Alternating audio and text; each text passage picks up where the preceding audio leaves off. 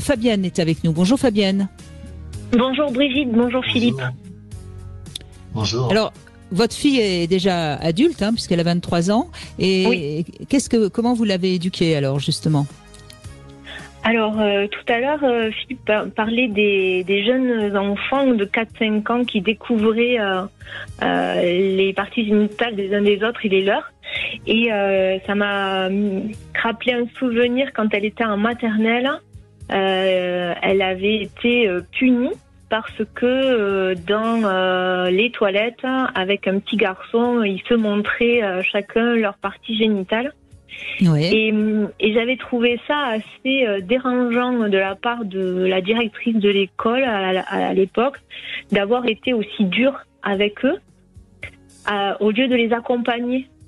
Et je me souviens avoir eu cette discussion avec elle parce qu'il les avait punis. Il les avait punis, il les avait grondés. Et le soir, ma fille me disait mais on n'a rien fait de mal.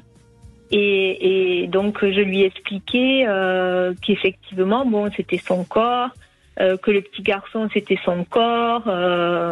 D'ailleurs après avec le papa on s'était croisés en venant chercher nos enfants le lendemain et il avait très honte et je lui avais dit non, il faut les accompagner à ce qu'ils découvrent leurs parties intimes, mais effectivement à ce que ce soit que leur corps reste leur corps et que personne d'autre n'a le droit effectivement d'aller les toucher, mais ça permet de rebondir là-dessus. Oui, il est intéressant votre témoignage parce que ça montre bien que la réaction d'un adulte peut être très positive, mais elle peut aussi être négative et finalement laisser une trace dans l'inconscient ou l'imaginaire de l'enfant. Philippe Hoffman, qu'est-ce que vous répondez à Fabienne? Alors, ce que je réponds, c'est que très souvent, j'ai eu ce genre de témoignage, madame. Donc, alors, il y a deux choses. C'est que les enfants, ils découvrent leur corps, ils découvrent souvent leur corps et leur partie génitale à cet âge-là, vers l'âge de 3-4 ans, avec les garçons et les filles, enfin, qu'ils croisent à l'école ou dans l'intimité de la famille, enfin bon. Mais c'est bien que ce soit fait avec des enfants de leur âge, c'est-à-dire qu'on ait les mêmes préoccupations. Parce que ça, c'est très important de le souligner. C'est pas quelque chose à faire avec des proches, par exemple, avec des frères ou des sœurs aînées, parce que sinon, ça peut troubler vraiment profondément la sexualité des enfants. Mais quand la maîtresse est là à les gronder, à les punir.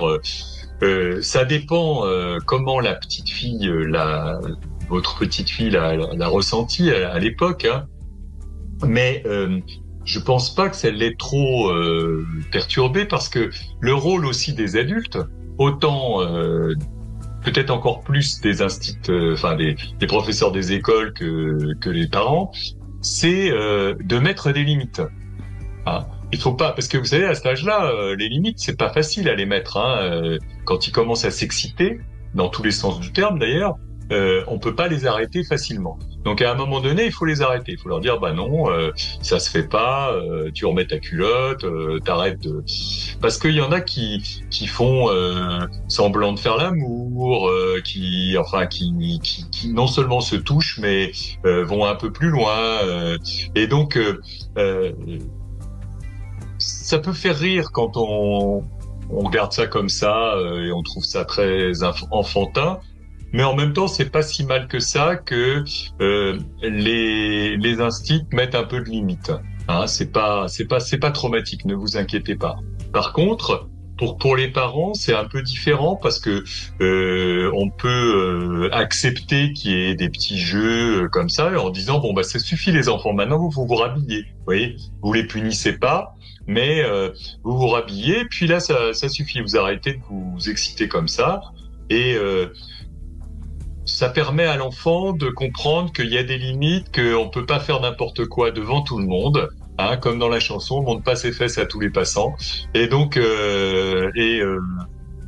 du coup, petit à petit, ça crée une zone d'intimité dans le psychisme des enfants. Fabienne, elle est adulte aujourd'hui, de toute façon, votre fille. Elle vous en a pas. Je suppose qu'elle a complètement oublié. Elle vous en a pas reparlé. Elle est à l'aise avec sa sexualité? Alors, elle m'en a pas reparlé, mais en fait, elle ne veut pas en reparler parce qu'elle en a honte. Ah oui. De cet épisode particulièrement? Oui, elle avait eu peur quand la maîtresse l'a grondée, qu'ils ont été punis, chacun de leur côté, dans un coin, mis à l'écart, et elle avait eu peur. Ah oui. Oui, donc alors donc ça l'a marqué. Hein. Ouais. Peut-être qu'elle a été un petit peu trop dure par rapport à ce qui s'est passé, ou peut-être que votre fille est particulièrement sensible, on ne sait pas. Hein.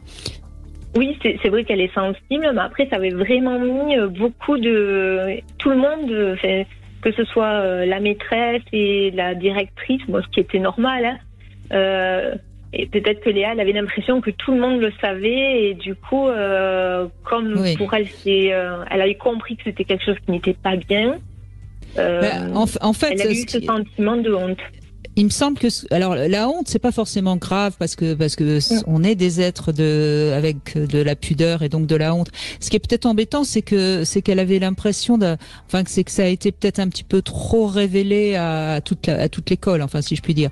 Peut-être que la punition aurait dû être plus discrète. Enfin bon, maintenant c'est du passé, et puis là, je pense qu'elle a dû vouloir faire ce qu'elle pensait devoir faire, ce professeur des écoles. Bien sûr.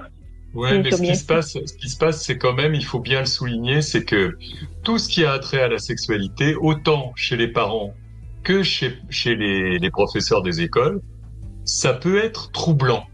Parce que quand on voit un tout petit qui mime, par exemple, une scène sexuelle avec un autre, la culotte baissée, eh bien, on est un peu choqué.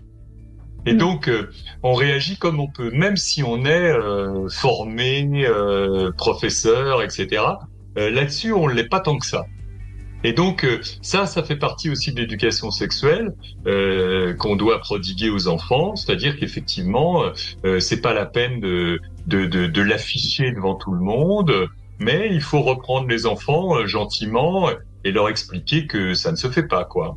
Mais en fait, les gens, comme ils sont pas très à l'aise, des fois, ils y vont un peu fort. Ils en font pleurer, oui. Autant les parents que les instituts. Ouais. Mais en tout cas, c'est intéressant votre témoignage, parce qu'on voit bien, que trouver le juste milieu est pas facile avec des très jeunes enfants finalement. Non, c'est sûr. Et puis, effectivement, comme disait Philippe, c'est toujours compliqué de réagir. On ne sait pas forcément nos réactions face à certaines choses. Oui, allez-y, Fabienne, on vous écoute. Et ensuite, donc ça, c'était le souvenir par rapport à l'introduction. Moi, j'ai élevé ma fille toute seule. Et dès 9-10 ans, je commençais à lui parler de sexualité, de règles également. Et par rapport à la sexualité, mon principal objectif, je vais dire, objectif, c'était qu'elle sache qu'il fallait qu'elle soit consentante, qu'elle pouvait dire non, comme elle pouvait dire oui. Oui.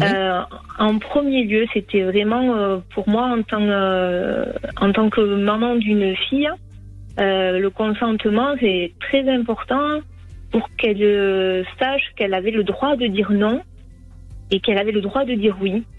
Mais je trouve ça très chouette ce que vous dites, parce que finalement vous lui dites tu as le pouvoir de dire non, mais tu as aussi le pouvoir de dire oui. C'est-à-dire que vous montrez que la sexualité c'est son choix par rapport à elle-même, et il y a pas de, parce que souvent on entend des parents qui élèvent leur fille en leur disant attention, etc. Tandis que vous la laissez réellement prendre son libre arbitre en quelque sorte. Donc ça prouve que vous êtes certainement vous aussi assez libre dans la sexualité. Philippe Hoffmann, dans un instant, vous allez pouvoir réagir à ce que vient de dire Fabienne, et puis on continue bien sûr à vous donner la parole sur Sud Radio au 0826 300 300. À tout de suite.